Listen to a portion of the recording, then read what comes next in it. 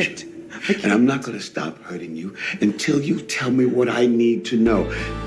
Tell me you understand. Junior, what's up with it, family? Listen, episode 10 gave us answers to questions that we had, and now we got questions to the answers that we got. And listen, I want to know what the hell is ankooey. And when I say what the hell, I mean like what language is that?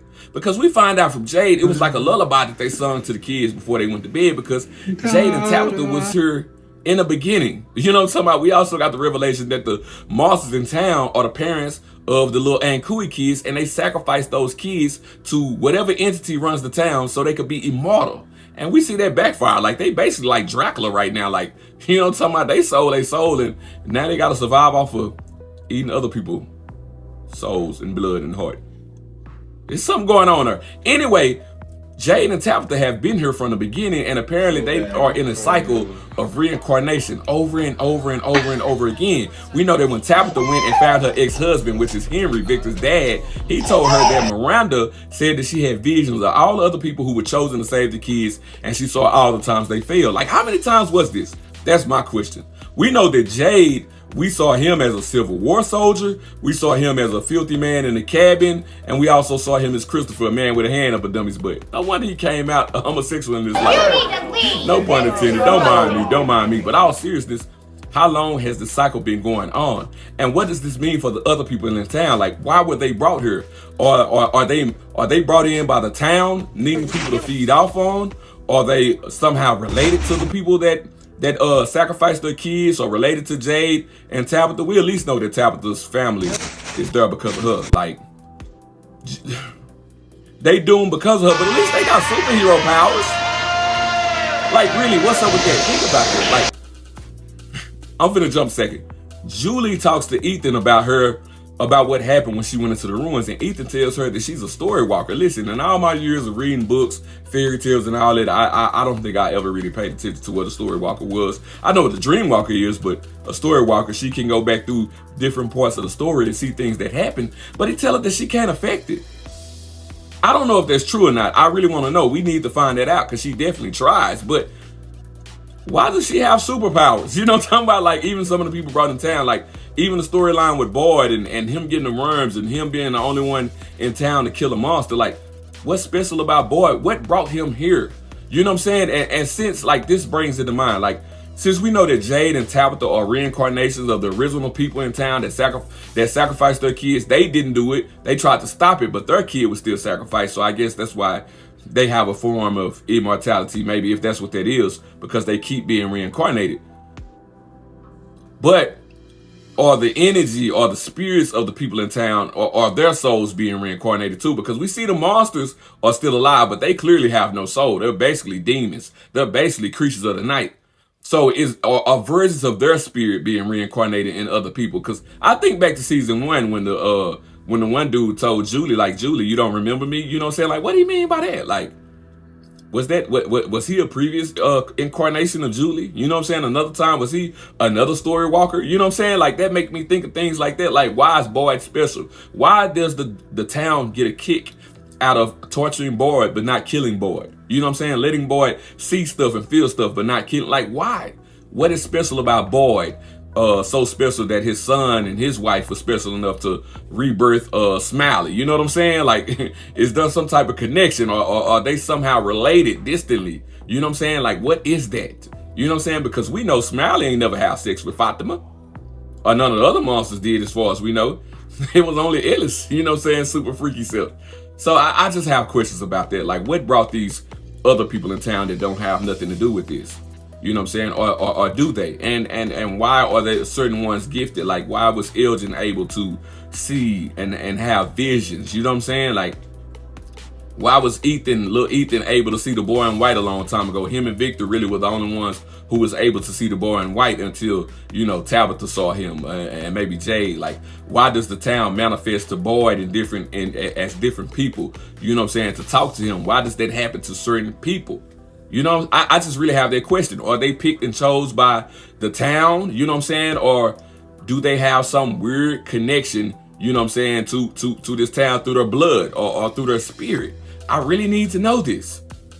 Even as we go to Julie and her dream walking, or her story walking, she shows up as Jim is running off to warn Jim, like, hey, listen, this is when it happens. I need you to go to the town now because something bad about to happen. Like, Julie look like she aged up. Is this Julie from season 4, 5, or 6? Because she look a little older. She looks old enough now to be riding around with Randall. You know what I'm saying? To make me not feel uneasy about it. If you just ask me, like, Randall can get away with, I mean, it's not statutory no more. She looks like she's of age. Her hair is shorter. She got a scar on her face. She done been through some things. And even we see the man in yellow when he shows up and he rips out Jim's throat. Like, my first thought was, what did Jim do? Jim ain't even do nothing. Jim ain't even do nothing. Why you hitting me? Jim figured out that it was music notes. Sure, Jim is Tabitha's current husband, even though her she got 2 ex-husbands in town right now. And a current husband that she's been alienating and running from and mistreating for all 3 seasons, and he get his throat ripped out for this wench? Lord. I wonder how Tabitha gonna feel when she find out that she ran Jim off to his death. You know what I'm saying? And why the man in yellow, if he was upset, why he didn't show up and kill Jade and Tabitha? Why he didn't do that? We see the other monsters in previous lives or in previous iterations didn't have no problem with killing them. Why he didn't show up and kill them? Why he killed Jim? What did damn. But anyway, Julie tried to stop the man in yellow and he just slank her off. He didn't even want to try to kill her. He just wanted to kill Jim.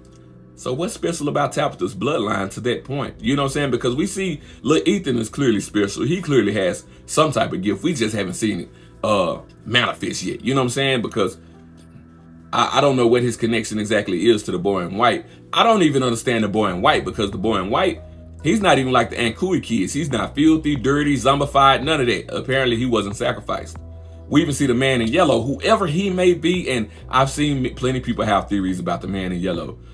Whoever he may be, he is filthy, he is dirty, he looks old and decrepit. You know what I'm saying?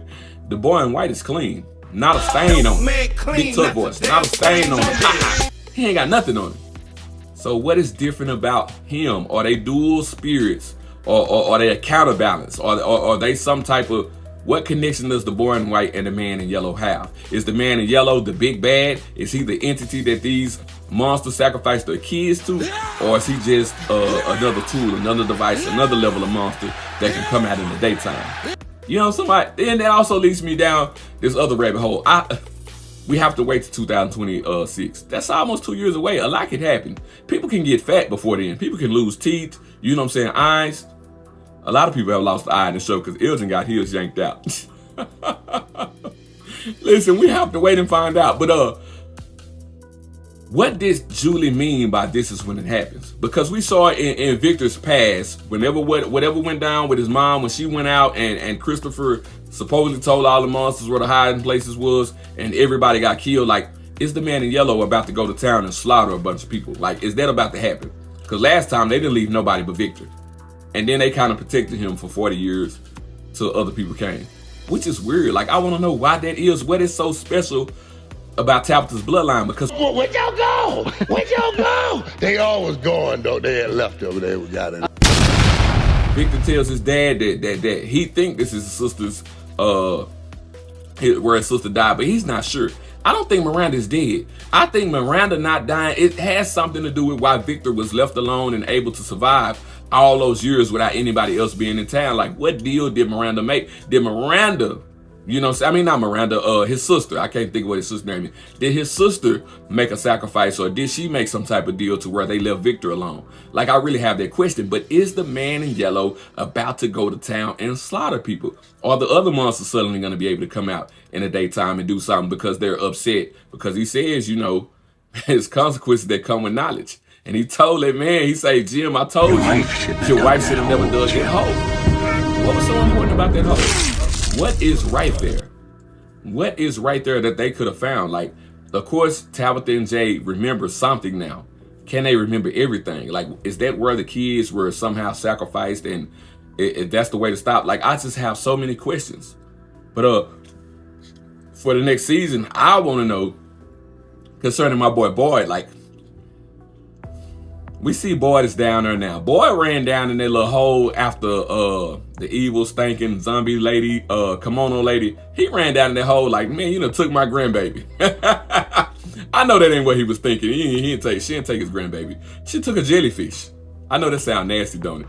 I seen a lady online say that Fatima gave birth to a jellyfish, and I'm like, ew, you nasty. You nasty. Dad, this is acne. Girl, you nasty. Preacher stinking lady, she took the little jelly sack down there and it turned into Smiley. And boy was down there watching. You know, he in the shadows looking. Do the monsters know he looking? Like, they usually know a lot of things that's going on. Did they know that boy was looking, and did they get a kick at it? I don't know how boy felt. I know I would have been tripping if I'd be like, I killed that nigga. I killed that nigga. And he back? Like, what more do I have to do? What more do I have to do? But it was Fatima that we got the revelation that the monsters are the original people that sacrificed those kids. And like I said earlier in my video, like, how long ago was this? We see the monsters got on clothes like they're from Leave It to Beaver, 1950s, 60s era, but clearly they are much older than that. So the clothes they're wearing is something that they put on in one of the last iterations of the people that came to town. They are way older than this, but since they can't die, or they can die, but they can be reborn, like, how did that happen? Like, immaculate conception? Because like I said, nobody but Ellis was hitting. I take that back. Fatima a free spirit. Fatima a freak. I don't know who hit Fatima. Hell, the man in yellow could have came in town and hit Fatima. They was having orgies in Colony House, if y'all remember season 1. Like, it was some freaky deaky stuff going on. But anyway, man, boy is down there. His boy gonna make it up out of that little tunnel, okay? We seen him do it before, and we know that they don't have a problem with letting him know stuff to see it send his mind spinning. But now Boyd has committed some sins. You know what I'm talking about? Like, Boyd has committed some stuff. First of all, listen, you was willing to torture Elgin, which I'm very okay with. That's why I can't run. Don't leave me in charge. I can't be the one, because for my blood of my blood, flesh of my flesh, something that I love, I would have beat the brakes off Elgin to get the truth out. I would have worked Elgin over. You know what I'm talking about? Jack Bauer, 24, would have been envious of me. He would have looked at me and be like, you monster. That's how I was looking at Sarah. I was like, you monster. It kind of turned me on, though. I told y'all that. I was like, oh, yanked his eyeball out. Elton gonna be walking around here looking crazy. You know what I'm talking about? He might actually get a chance to crack Julie now that he got a little scar going. Well, maybe not after she find out that he went crazy and listened to the town and made Fatima have a little demon baby. But Fatima did kill Tilly, you know. It's a lot going on there. But yeah, Sarah went full Carol from Walking Dead. Remember when Carol killed the black dude wife? Like, and she done burnt the body and all that stuff like that? Like, I was mad as hell at Carol. Like, Carol, why? Carol didn't have no qualms about killing people. If they was a threat to the group, Carol was going to take them out. She knew Rick didn't have the balls to do it. She was going to do it. And that's Sarah. Listen, I want to try to keep Boyd clean. Baby, Boyd already done beat the boy hands in with a hammer. I love that. I used to go to school with a hammer in my pants. You know what I'm talking about? Not that kind of hammer. But I did. I was the original Thor. You know what I'm talking about? Listen, if y'all was going to do something to me, I always kept a weapon. It was always on me. It was always something on me. I believe in that. You know what I'm talking about? But anyway, yeah, man. Boyd done tortured him. Father Coutry showed up stern and judgment. Father Coutry, go to hell. He probably kind of is in hell already. You know what I'm talking about? Because his spirit keeps showing up in this purgatory place. You know what I'm talking about? But yeah, Father Coutry, I got to do what needs to be done. But now Boyd done tortured somebody. Boyd knew that Fatima was the one that killed Tilly. He hid that. Is that how they going to hide what happened to Elgin, what Elgin did and what Elgin know? Like, Boyd, you can't keep containing this secret. I don't know who all going to help you with this, but the town is going to want to know some things. They going to want to know some stuff, especially when they in the house with the talisman on the wall and Smiley come knocking on the window or the door again. They going to be like, I thought he killed that nigga. You know what I'm saying? Like, how are you going to explain this, Boyd? How are you going to get away with this? Like, this is how you get thrown out as leader. You know what I'm talking about? Like, that takes me back to something that I've said a bunch of times while watching this show. Why do the people that know things, the people that have things happen to them, the people that have gifts or curses or whatever you want to call it, how come they don't have group meetings? They don't have group sessions. We need group therapy, first of all. You know what I'm saying? Because every night we got old ladies knocking and tapping at the window and trying. We need group therapy, first of all. But why don't the town have a meeting and discuss these things that are happening? That way old Acosta can quit trying to jump in stuff and assert her authority. And somebody tell this lady what's all going on. Fill her in, because I'm sick of her. Y'all got time to let her know some stuff now. Tell Miss Danny Acosta what the hell is going on, please. And get out that uniform. She a nice looking lady, but I know it stank. Everybody stank. That's why I can't believe they was down there having them functions in Colin House. I ain't gonna say orgy no more. I'm gonna say functions. Even though I did just say orgy. Yeah, everybody, Elton done had the same outfit on ever since he got out the bus, and he a big boy. I know he stink. You know what I'm talking about? But yeah, I just have those questions. Like, the town needs to have meetings. Like, whatever's going on with Julie, like, everybody else needs to know that. I don't care about people being scared and freaked out. They already scared and freaked out. Like, whatever's going on with Randall, we need to know this so we can get Randall contained before Randall flip out and do something crazy. Mirasol, Mirabelle, whatever. We know she does drugs. She's on dope. This gonna put her back on. I don't know what she fighting. She gotta be. The Mighty Morphin Power Rangers need to group up and discuss things. And yes, that's what I'm calling, because Randall, Julie, Tabitha, you know, talking about Jade, Boyd, like Elgin, Ethan, like these people have certain gifts and powers in this town for whatever reason. And we see the town either spares them, or either they get to see and hear certain things before it happened. Whether somebody's trying to manipulate them or torture them or whatever it is, they are gifted. Especially Julie with the whole walking back and forth through time thing, the story walking. Like, is it because she's Tabitha's daughter? Like what is that? Is she a remanifestation or a reincarnation of the kid that was sacrificed? Like her and Ethan, like, why are they special? Like, that's my question. And then with Jade and them figuring out the music notes, it took me back to Galactica. I'm a real sci-fi nerd. I know y'all probably not a sci-fi nerd. I'm a sci-fi nerd. If you ever seen Galactica, like, it's like this whole war between humans and machines. Human created AI or machines, they became sentient. They eventually fight back, and it's something that happens on a cycle like every 100,000 years, a million years, or whatever. Anyway, in the show, you come to realize that some of the humans are actually machines, but they've forgotten. But it's a music note that transcends space and time, that when Starbuck, one of the characters, remembers this music note and she plays it, all of the humans who are secretly part machine, part human, they remember who they are and what they are. You know what I'm saying? So I was like, they got the storyline from Galactica. You know what I'm talking about? Then they jumping through time and all that stuff, like kind of like Lost. I get it. I'm not hating on it. I'm not mad. I'm just saying, you know, that's very interesting. You know what I'm talking about? But can we get a payoff? Like, can Julie actually change the past? Because we seen Jim get his throat ripped out. Like, is Julie gonna go back and come back? Because the man in yellow clearly let him make it. He clearly didn't give it. He just threw it. Get off me. You know what I'm talking about? Can she come back and affect the past? And when is this gonna happen? Because like I said, clearly she looks older. She looks a few years older. You know what I'm saying? Whenever she came back and tried to warn Jim. That's just a question I have for season 4. Like, and I really want to see. I hate that we have to wait to 2026 to find out.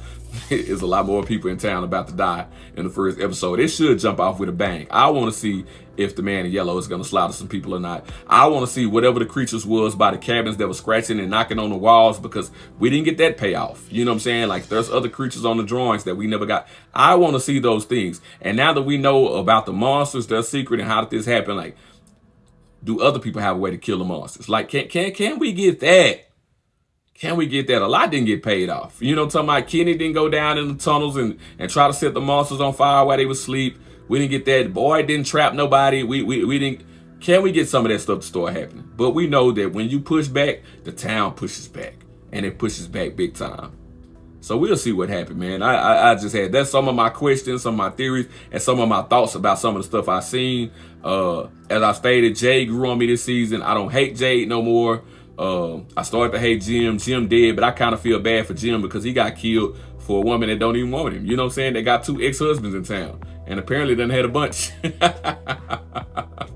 You know, I want to see that, man. Those are the questions I have, man. Y'all hanging up, man. I'm gonna have more theories and conversation piece. I need somebody to collab with me. Somebody collab with me so we can have an open discussion about this. Junior.